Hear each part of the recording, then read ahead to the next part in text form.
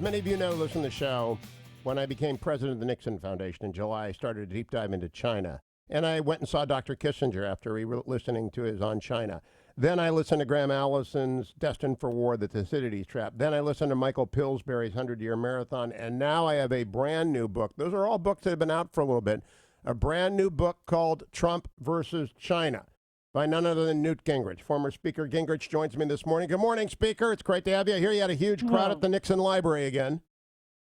We had a great time out there. And by the way, I learned, to my surprise, that I think I have the record for doing events. They told me I'd done 18 events so far, which is pretty amazing. Well, you're gonna have to do. It's a great place.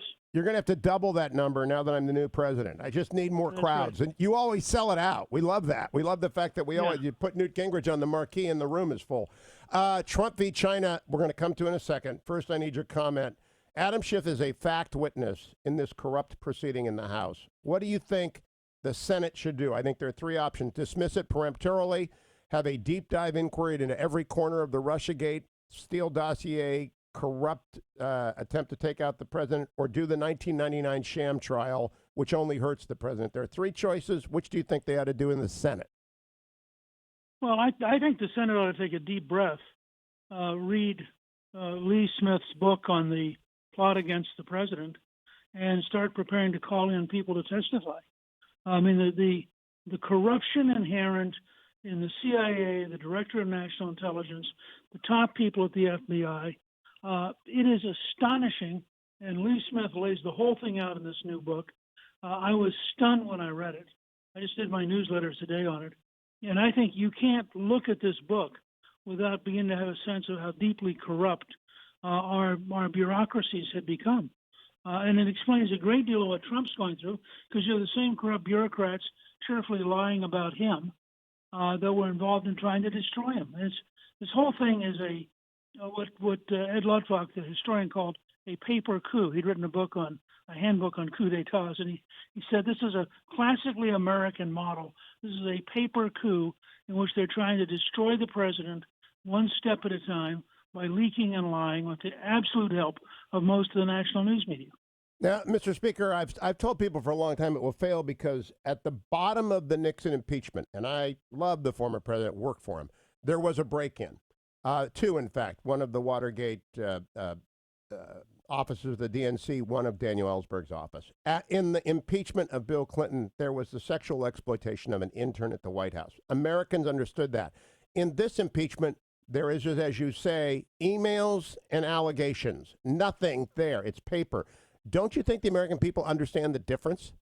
Oh, sure. In fact, overwhelmingly, the American people think if you want to get rid of President Trump, beat him at the election.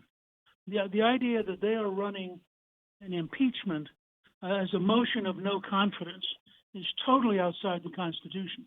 That's well put. That's well put. Last question. Do you I have a hard time believing this because it's so 7 days in Mayish.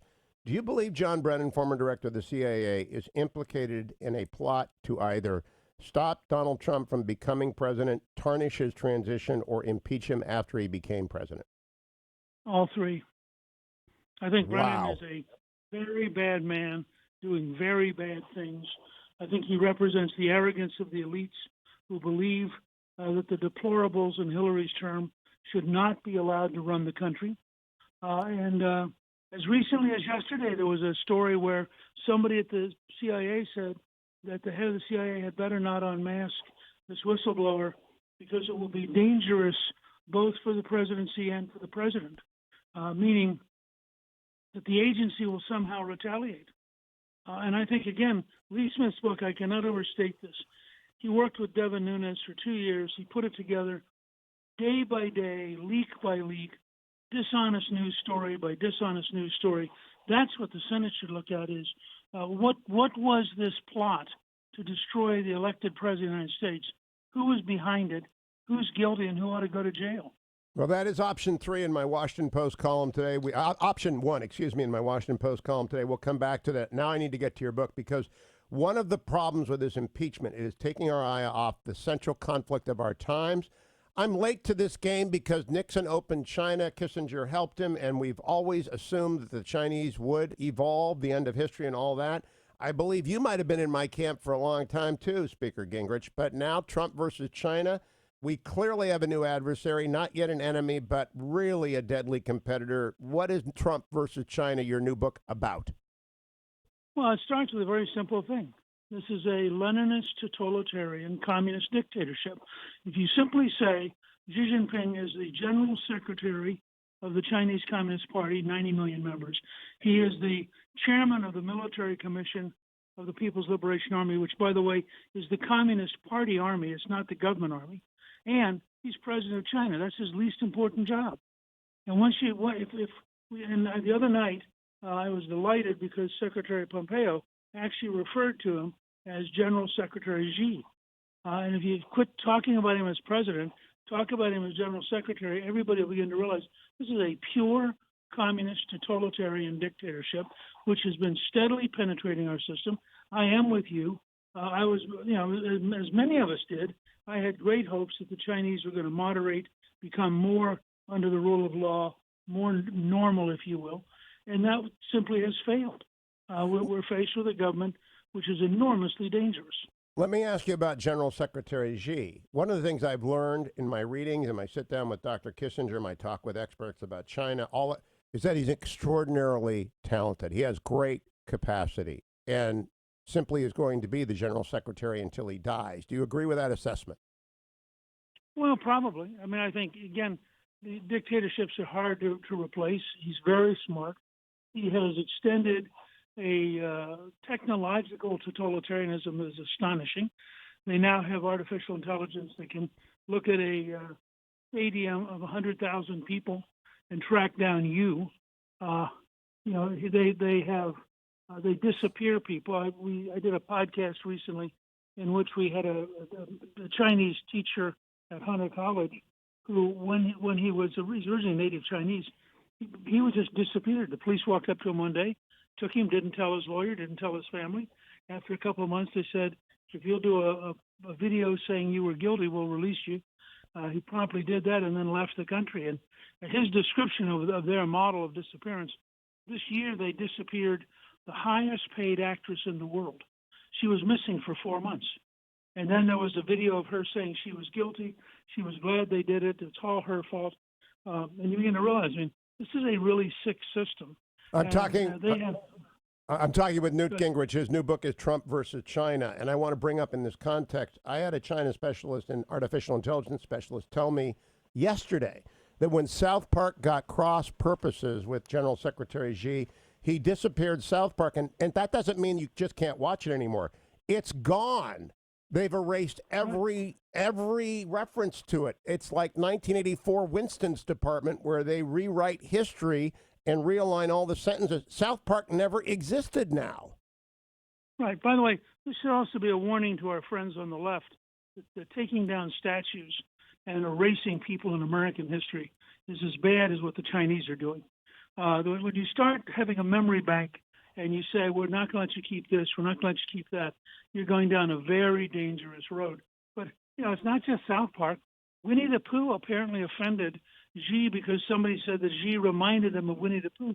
Winnie the Pooh has disappeared in China. What? You can't find his picture. You can't buy a doll. Winnie the Pooh no longer exists. He offended Chairman Xi. Well, that means, of course, every time I look at him, I'm now going to think of Winnie the Pooh. That's like exactly. That is just the dumbest. You know politics well enough that that's exactly what happened. Okay, let's talk about President Trump in China.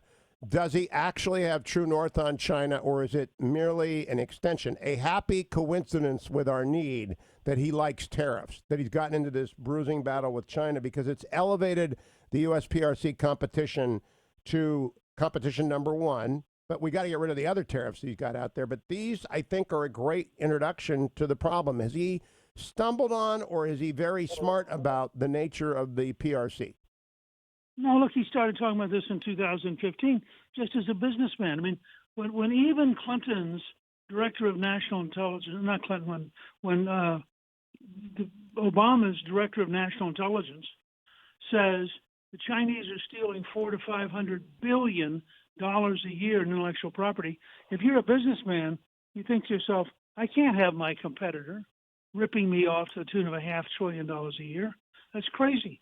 So part of it is just a practical common sense business. The way the Chinese cheat, the way they steal, you cannot afford normal business with them because their idea of normal is you losing. And I think Trump started from there, and then the more he's learned and the more he's looked at it, I think the more it's radicalized him. And if you read Pompeo's speeches, which have been very strong, it's very clear that they're moving towards a much tougher understanding of how bad the dictatorship is and how many different things it does that are wrong. The Secretary of State will be on next week when he's back from Berlin celebrating the 30th anniversary of the fall of the Berlin Wall. Trump versus China's Newt Gingrich's new book. Last question, Mr. Speaker. In Pillsbury's book, he talks about assassin maces. These are asymmetrical weapons of war that the Chinese have completely perfected, from anti-satellite weapons to cybersecurity assaults to submarines and anti-surface ship missiles, which are launched from shore and can go a great deal. Do you think our military is preparing for a long Cold War of the sort that we waged successfully with the Soviet Union? No, I think we're still years away from understanding the full scale of this, and I think it requires very profound changes because, the Chinese aren't the Soviet Union. The Chinese are much smarter, much wealthier. They have much longer history. They're going to be a much more formidable opponent, and we're not ready for that yet. We're going to have to go through. Part of the reason I wrote the book is as a wake-up call. It's not a final answer. It's a beginning of a conversation, and we're going to have to do a lot of things to be capable of competing with the Chinese. Is there any effort by you to organize? I know there's a new committee for the present danger on China. It's run by my old friend Frank Gaffney. Are you involved in any effort, Mr. Speaker, to I try to help with that, and I try to help. I've spent most of this year on 5G and Huawei, trying to move the system internally, and I do a fair amount of advice. I think that we need to rethink how we're approaching it, and so I'm generally helpful, but I spend most of my advisory time inside the system at the White House and the State Department and the Defense Department, trying to actually move the bureaucracy. Trump versus China should be reading everywhere. Newt Gingrich, thanks for joining me. Thanks for going to the Nixon Library. I'll see you the next time you're out there. I'll be out there at the same time. Don't go anywhere. Hey.